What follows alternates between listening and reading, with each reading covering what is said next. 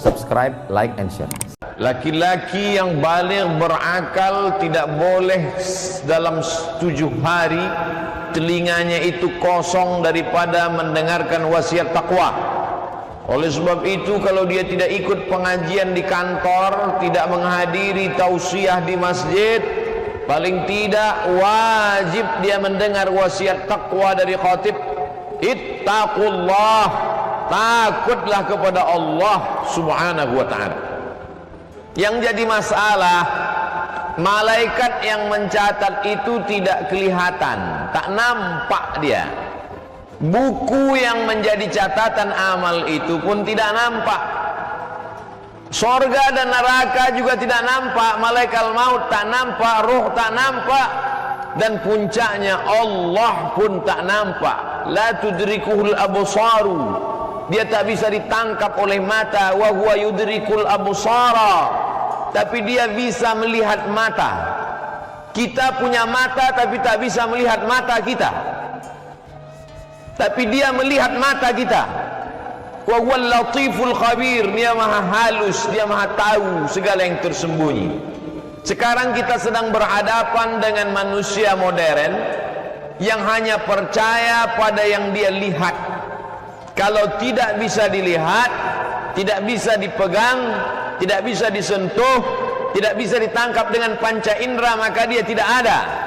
Filsafat itu namanya filsafat wujudiyah. Wujudiyah diambil dari kata materi. Materi artinya benda. Materialisme orang yang hanya percaya kalau dia ada. Ini bukan aliran modern. Ini aliran sudah ada sebelum Nabi Muhammad SAW datang. Bisa kita lihat dalam surat An-Nisa ayat 153. A'udzu billahi minasyaitonir rajim. Yas'aluka ahlul kitab. Orang Yahudi meminta kepada Nabi Muhammad SAW an tunazzila alaihim kitaban minas sama'. Mereka mau melihat kitab itu turun dari langit dalam bentuk nyata, bukan wahyu yang masuk ke dalam hati Nabi. Mana Jibril itu? Mana kitab itu? Kenapa dia tidak kertas yang melayang-layang dari langit? Minas sama, kitaban, dalam bentuk buku dari langit. Barulah kami percaya. Apakah mereka itu melakukan perbuatan jahat kepada Nabi Muhammad SAW? Mereka tidak jahat seperti Abu Jahal, Abu Lahab. Perbuatan mereka melawan bukan dengan kekerasan, dengan senjata, tapi dengan perang pemikiran, brainwash, brain otak, wash cuci otak. Begitu yang dilakukan Yahudi menghadapi Nabi Muhammad SAW. Maka Allah mengingatkan Nabi Muhammad SAW, kalau hari ini orang Yahudi meminta engkau untuk menunjukkan mana kitab yang turun dari langit dalam bentuk kertas, faqad sa'alu Musa akbara min dzalik. Ingatlah wahai Muhammad SAW, mereka dulu meminta kepada Nabi Musa lebih hebat, lebih dahsyat, lebih parah, lebih kufur, lebih ingkar daripada itu. Apa yang mereka minta? Faqalu, mereka berkata, arinallaha jahrah, tunjukkan kami Allah itu nyata. Jahrah, jelas. Mana Tuhan itu? Mana Tuhan itu yang nyata? Baru kami percaya. Kita pun sekarang sedang menghadapi manusia-manusia seperti itu. Walaupun mulutnya tidak pernah menantang ustadz, belum pernah lagi ada jamaah yang tegak berdiri dan berkata, mana Tuhan itu ustaz?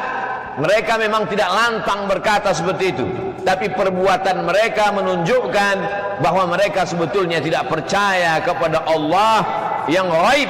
Makanya sholat itu nomor 2. Yang pertama kali sebelum sholat adalah asyhadu, aku bersaksi la ilaha illallah, bahwa dia yang tak nampak itu ada.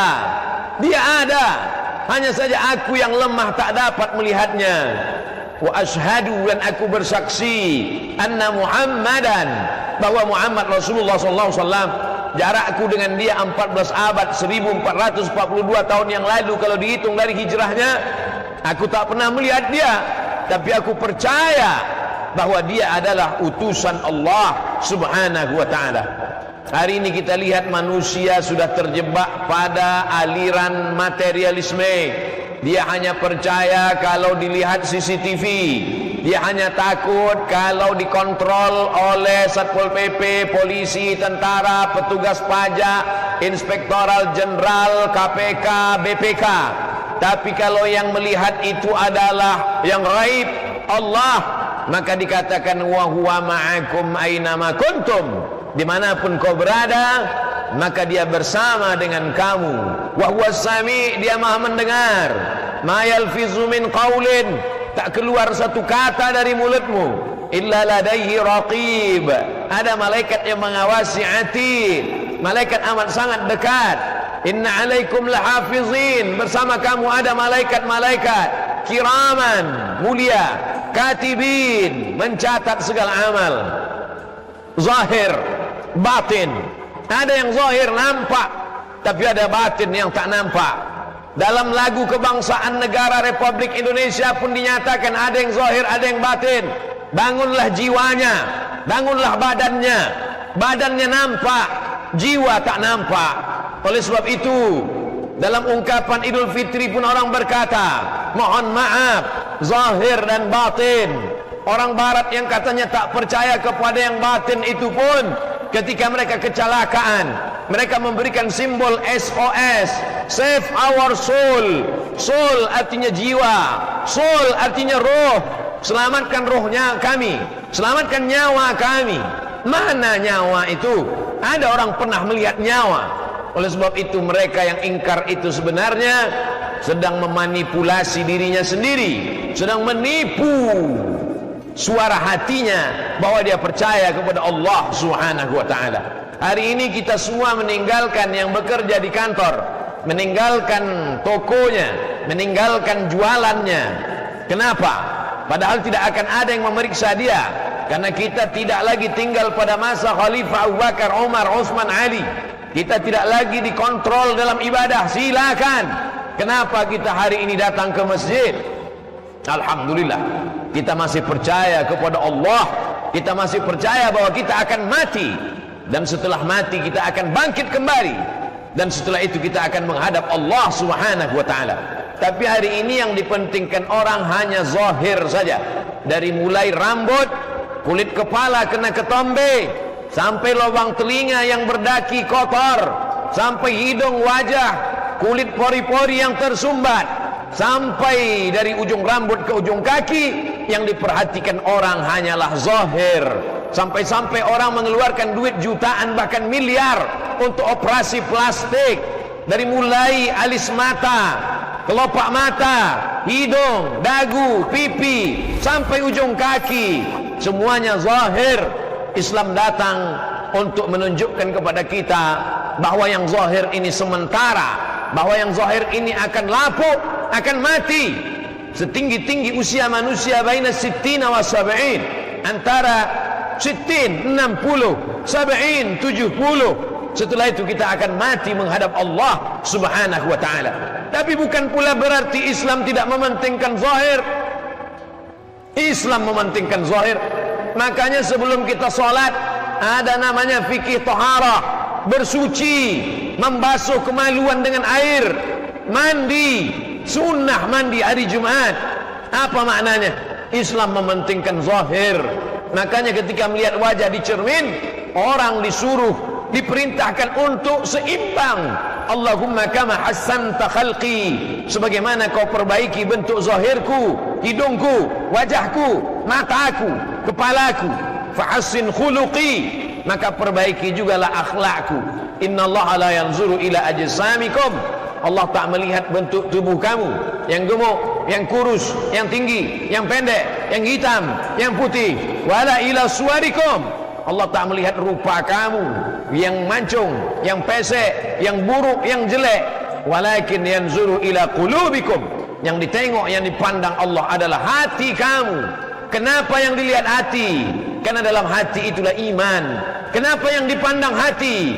karena dalam hati itulah bersemayamnya bisikan-bisikan setan. Allazi yuwaswisu fi sudurin nas minal jinnati wan nas. Oleh sebab itu Islam amat sangat menganjurkan umatnya untuk memperhatikan kesucian hati. Ala fil jasadi mudghah, ketahuilah dalam badanmu itu ada segumpal. Idza salahat salahal jasadu kulluh, kalau dia baik maka yang lain ikut menjadi baik. Kalau yang segumpal itu baik, matamu menjadi baik. Kalau yang segumpal itu baik, maka kepalamu menjadi baik. Kalau yang segumpal itu baik, langkah kakimu ke tempat yang baik. Kalau segumpal itu baik, ayunan tanganmu ke arah yang baik. Idza fasadat fasadal jasadu kulluh, tapi kalau dia rusak, maka yang lain ikut menjadi rusak. Ala wahyal qalb, dia adalah hati. Yang lain mengatakan jantung, jantung atau hati.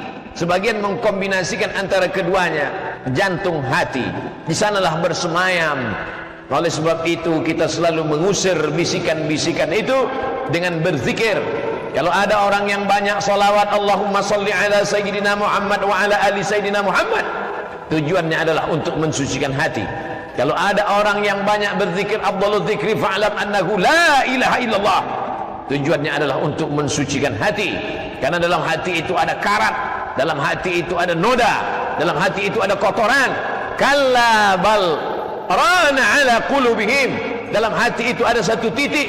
Ketika kita melakukan perbuatan dosa, muncul satu titik. Ketika kita beristighfar, hilang titik dosa. Ketika berbuat dosa, silap, khilaf dan salah, muncul satu titik. Ketika kita beristighfar, salat sunat, Rabbighfirli warhamni wajburni warzuqni wahdini wa'afini wa'fu anni. Tapi ketika satu titik itu dibiarkan, dia menjadi besar, disusul dengan titik-titik yang lain, akhirnya hati menjadi gelap. Kalau sudah hati menjadi gelap, pandangan menjadi gelap, pendengaran menjadi gelap. Summum bukmun amyun, peka, tuli, bisu, buta, la ya'qilun, akal tak lagi dapat diajak berpikir.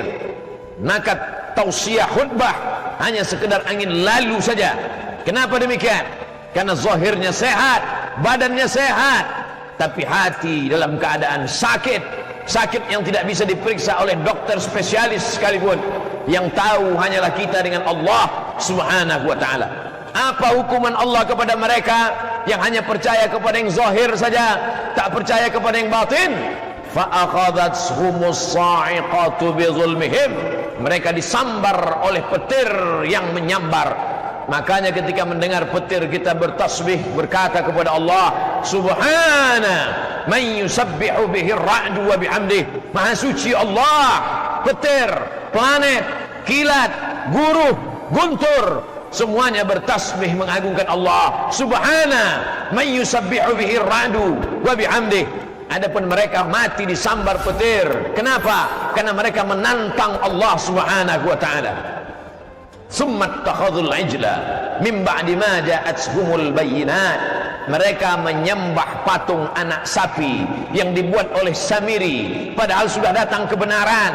Nabi Musa sudah datang, Taurat sudah datang, tapi mereka tetap mengesampingkan kebenaran. Kalau ada orang yang tidak menerima kebenaran karena Nabi belum datang, kita tidak berjumpa dengan Nabi, tapi pewaris Nabi sudah datang. Al-ulama warasatul anbiya, ulama pewaris para nabi. Tapi kalau tetap juga mencari-cari anak sapi, tetap juga menyembah makhluk, maka sesungguhnya apa yang akan terjadi? Allah akan menurunkan hukuman. La ta'murunna bil ma'ruf, ajak orang berbuat baik, wala tanhauna 'anil munkar, larang orang dari perbuatan mungkar. Tidak ada kemungkaran yang lebih hebat daripada menggantungkan harapan kepada selain Allah. Bani Israel menggantungkan harapannya kepada patung anak sapi. Bagaimana dengan manusia modern? Menggantungkan harapan pada SK, menggantungkan harapan pada gaji 13, menggantungkan harapan kepada ruko, menggantungkan harapan kepada kebun. Ketika hasil tidak sesuai, maka muncul kekufuran kepada Allah subhanahu wa ta'ala. Kita disuruh berusaha. Idza qudiyatis shalah, kalau salat sudah dilaksanakan, fantashiru fil ard, bertebaranlah di atas muka bumi. Kita memang disuruh untuk mengurus kebun, tapi jangan nyutkan harapan, gantungkan harapan kepada makhluk, karena kita akan kecewa. Gantungkanlah harapan kepada Dia, Hayyun la yamut, Dia maha hidup dan Dia tidak akan pernah mati.